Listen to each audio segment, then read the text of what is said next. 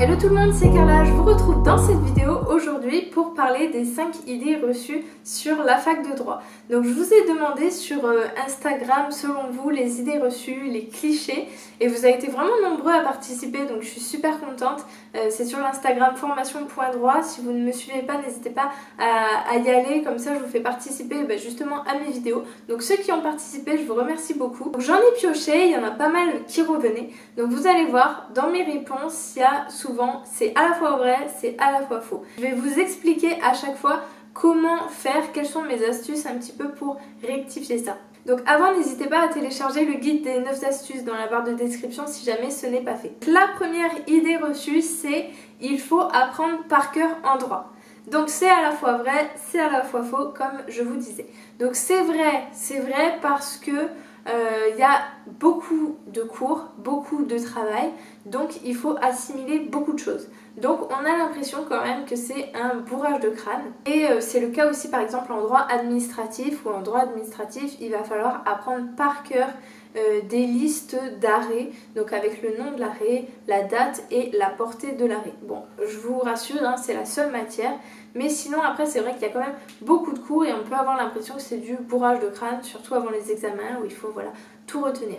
Mais c'est faux, il ne faut pas apprendre tout par cœur en droit. En droit, c'est très important de comprendre votre cours. Vous allez voir au fur et à mesure des années, ce qui est important, c'est aussi le raisonnement juridique. Donc on va vous apprendre à chercher, dans des codes, on va vous apprendre à travailler avec, à avoir un raisonnement, à suivre un syllogisme.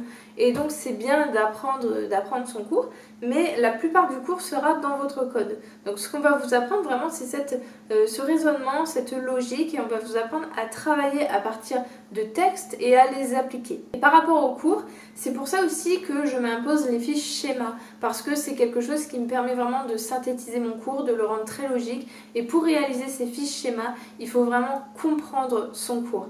Et donc ça me permet aussi encore de m'éloigner de l'apprentissage par cœur du cours. Ensuite, le deuxième point, ça c'est quelque chose qui est aussi énormément ressorti, c'est qu'on n'a plus de vie sociale. Alors ça, c'est à la fois vrai et à la fois faux, encore une fois. Vous le savez, pour moi, c'est complètement faux.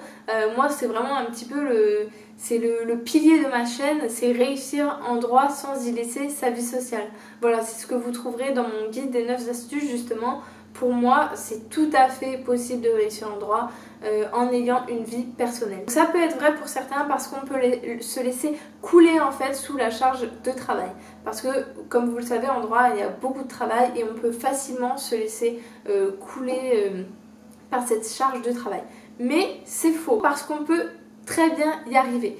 Il faut s'entourer d'une bonne méthode, d'une bonne organisation, il faut travailler régulièrement, on peut s'aider avec des plannings, voilà, il faut vraiment être organisé, travailler régulièrement, répartir sa charge de travail et vraiment avoir une vision en fait, une vision à court terme, par exemple sur la journée, comment est-ce que vous allez réviser, sur la semaine, comment est-ce que vous allez organiser votre travail, et aussi à long terme, donc de façon mensuelle, sur le mois en fait, voir comment est-ce que vous allez vous organiser, quel cours vous voulez commencer à afficher, commencer à apprendre. Voilà, c'est vraiment une organisation à mettre en place pour vous permettre d'avoir votre vie personnelle. Par exemple, pour vous expliquer, moi en première année, je faisais de la musculation, mais de la musculation vraiment à fond. Si vous remontez sur les photos dans mon Instagram principal, Carla Neya, vous verrez vraiment j'étais très musculation avec l'alimentation, mais nickel, au top du top.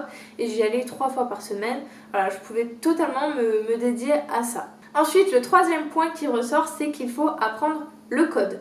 Donc, à la fois vrai, à la fois faux. C'est faux parce qu'on ne va pas apprendre les articles par cœur. On ne peut pas apprendre les articles par cœur. Vous avez vu la taille du code, et c'est pas le seul code, hein. Il y a plusieurs codes, c'est impossible d'apprendre les articles par cœur, même les professionnels ne les connaissent pas. Cependant, il va falloir savoir travailler avec le code. Donc savoir travailler avec le code, c'est savoir chercher dans le code, savoir quelles sont les différentes parties du cours, comment est-ce qu'on peut trouver quelque chose qui nous intéresse, comprendre comment il est fait en fait.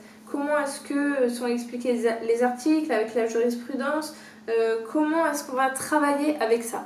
Donc ça par contre, ça c'est important. Mais on ne va pas apprendre par cœur le code, loin de là. mais vous allez pouvoir vous aider justement à travailler avec des post-it, avec des surligneurs, voilà. Lorsque vous ferez vos TD, on vous explique en fait les articles. En fait, tout est dans le code en vrai. Vous, ce qu'on vous apprend en droit, c'est à savoir chercher, savoir vous en servir. Parce que si vous donnez le code à quelqu'un qui n'a pas fait de droit, il a le code, ok, où est-ce qu'il va chercher son information? Ben vous, c'est ce qu'on vous apprend. Le quatrième point, c'est qu'il y a un grand fossé entre le lycée et la fac. C'est vrai parce que déjà, vous n'allez pas avoir vos cours dans une classe, c'est en amphi maintenant, avec énormément de personnes, les amphis sont remplis, vous ne pouvez plus forcément interagir avec le prof de la même façon qu'au lycée.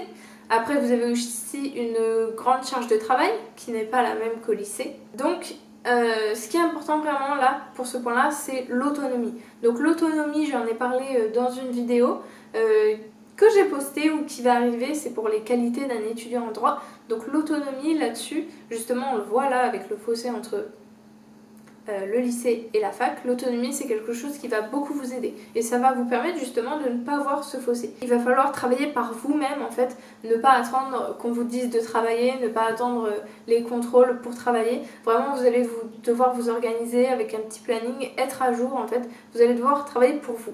Moi c'est quelque chose que j'ai énormément aimé parce que j'aime organiser mon travail, j'aime décider quand est-ce que je fais quoi et j'aime sentir un peu que je maîtrise les choses. J'aimais pas en fait au lycée savoir qu'il y avait un contrôle, hop je devais réviser, savoir que en fait j'étais un petit peu au même niveau que tout le monde et devoir à chaque fois voilà m'en sortir en même temps.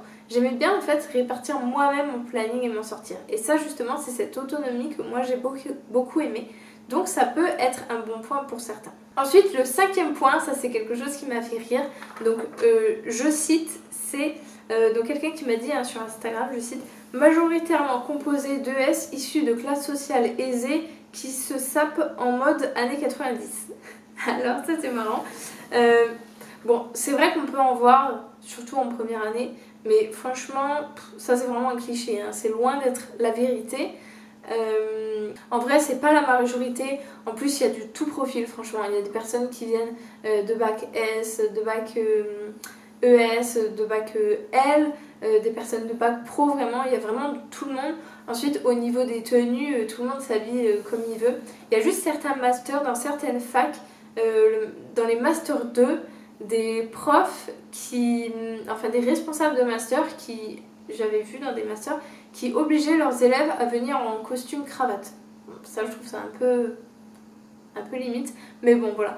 Mais après vraiment il y a toutes sortes de profils et forcément vous aurez des personnes comme ça, oui je suis en droit, comme la caricature qu'on a, mais c'est vraiment loin d'être comme ça. Il y a vraiment de tout, des personnes qui viennent de différents endroits, des personnes qui s'habillent comme ils veulent, hein. Il y a des personnes qui s'habillent plutôt en mode sport, en mode classique, en mode, je sais pas, vraiment différents styles vestimentaires, hein. C'est comme vous souhaitez là-dessus. Ça, je l'ai dit, c'était assez marrant. Je sais pas si vous en avez d'autres, dites-nous-les en commentaire, comme ça qu'on puisse partager ensemble, c'est assez marrant je trouve.